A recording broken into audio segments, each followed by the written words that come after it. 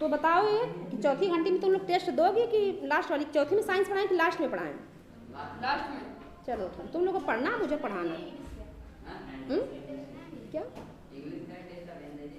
क्या हुआ बेटा? या चौथी में दो या फिर लास्ट में? तुम लोग को पढ़ना, जब तुम लोग का पढ़ने का मन होगा मैं पढ़ा दूंगी। हाँ चलो ये देखो, जल का स्वरूप कैसा होता है, ठीक है? जल का स्वरूप यानी जल कैसा होता है। प्राचीन काल में जल को एक तत्व माना जाता था। क्या था? जल को एक तत्व माना जाता था, परंतु वैज्ञानिक खोजों से यह भी सिद्ध हो गया है कि जल कोई तत्व नहीं है, बल्कि ऑक्सीजन और हाइड्रोजन का एक यौगिक है। क्या है? ऑक्सीजन और हाइड्रोजन का क्या है? एक यौगिक है।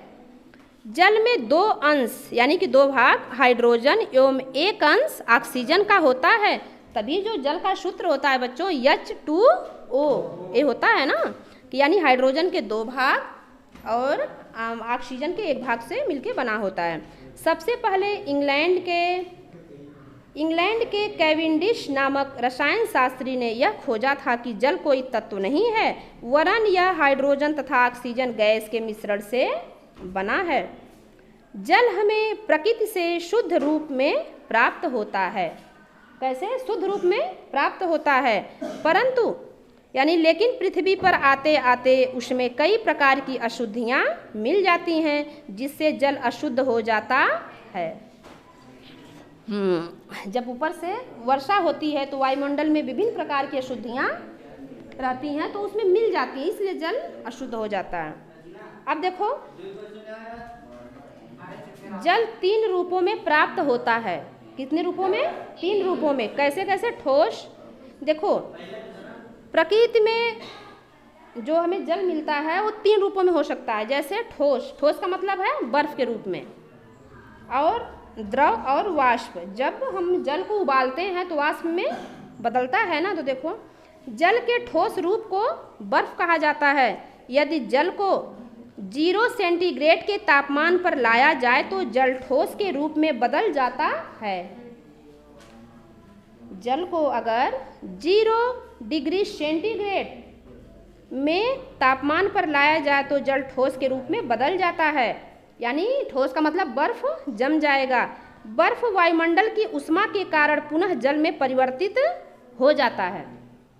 कैसे बेटा? वायुमंडल की उष्मा के कारण बर्फ तो रहेगा, लेकिन फ्रीज में जब रहेगा तो बर्फ रहेगा ना बेटा, लेकिन जब बाहर निकालती हो तो जो वायुमंडल की गर्मी है उसके प्रभाव से वो क्या करता है?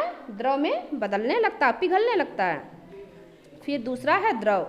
द्रव जल की पहली अवस्था है। 1 ग्राम जल 0 डिग्री सेंटीग्रेड को बर्फ में परिवर्तित होने के लिए 80 कैलोरी उष्मा को निष्कासित करता है। क्या बात हो रही है? देखो 1 ग्राम अगर बेटा जल है, ठीक है, अगर 1 ग्राम जल है और 1 ग्राम जल 0 डिग्री सेंटीग्रेड को बर्फ में परिवर्तित होने के लिए 80 कैलोरी उष्मा को निष्कासित करता है। ठीक है बेटा? जल द्रव के रूप में ही अधिक प्रयोग में लाया जाता है।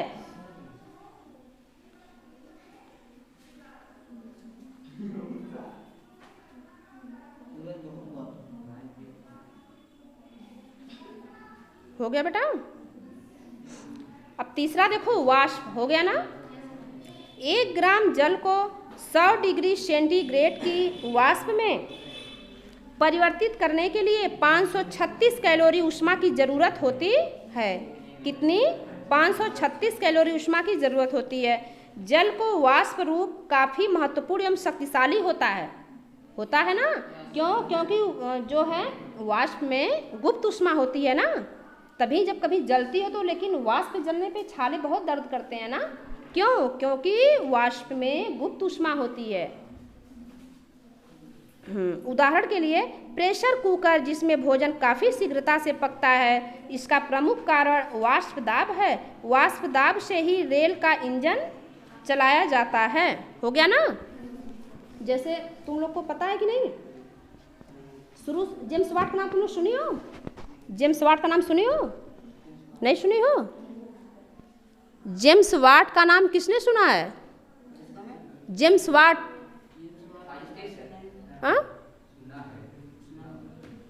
एक लड़का था जो अपनी मम्मी के साथ किचन में, उसकी मम्मी खाना बना रही थी, तो भगोने का जो ढक्कन होता है ऐसे ऊपर नीचे कर रहा था। तो उसने सोचा कि ये क्यों, क्या बात है कर रहा ऊपर नीचे। तो उसने कोयला उठा के ऊपर रख दिया, यानी टुकड़ा कोयले का रख दिया। तो फिर इतनी भाप में शक्ति थी कि फिर उसने कोयले के टुकड़ों को भी ऊपर उठा दिया भाप में। तो उसने सोचा कि अरे इतनी शक्ति भाप में है, तो इतनी शक्ति मतलब भाप में है। तो उसी ने मतलब वो भाप इंजन का आविष्कार किया जेम्स वाट ने। अब देख लो, वाष्प दाब से ही रेल का इंजन चलाया जाता है। अब देखो मानव शरीर में जल का अंश कितना होता है बच्चों? मानव शरीर में जल का अंश कितना होता है? प्रत्येक खाद्य पदार्थ में जल की कुछ मात्रा अवश्य उपस्थित रहती है ना। कोई भी हरी सब्जी लो, कुछ भी प्रकृति के हर पदार्थों में, जैसे मान लो हरी सब्जी लेती हो ना बेटा, तो उसको जब पकाती हो तो पानी निकलता है ना, लेकिन जब सब्जी सूख जाती है 4-6 दिन 8 दिन की होती है तो पानी सूख जाता है ना, फिर सब्जी खराब हो जाती है। तो यही है, प्रत्येक खाद्य पदार्थ में, जो भी खाने वाले पदार्थ होते हैं प्रकृति में, जल की कुछ मात्रा अवश्य उपस्थित रहती है। जल का उपयोग केवल पीने एवं भोजन बनाने तक ही सीमित नहीं है।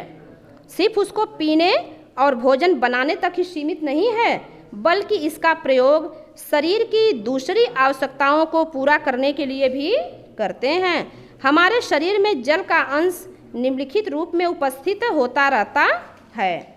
जैसे देखो, रक्त में जो हमारा शरीर है बेटा, उसमें जल की मात्रा निम्नलिखित रूप में उपस्थित होता रहता है। जैसे कि देखो, शरीर के जो अंग है रक्त में जल की मात्रा लगभग 80% होती है, क्योंकि रक्त एक तरल है ना।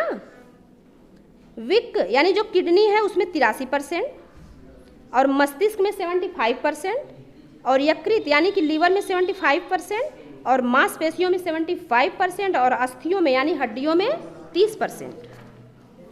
अब देख लो,